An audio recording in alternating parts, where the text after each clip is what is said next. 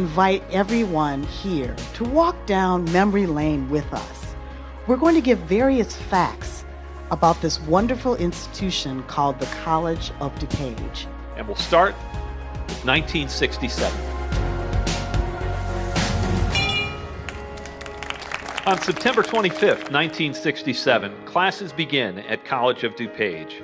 Dr. Rodney K. Berg is president, and more than 2,600 students are enrolled. Tuition is $5.50 per credit hour. 1969. The first temporary structures on the Glen Ellen campus, buildings M, K, and OCC, open. 1981. The college breaks ground on the physical education building.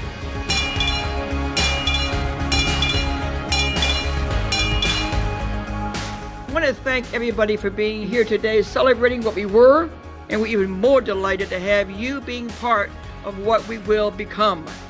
And so, because I'm a naval officer, and as we get ready to unveil the medallion here, I've got to really ring this bell for the future.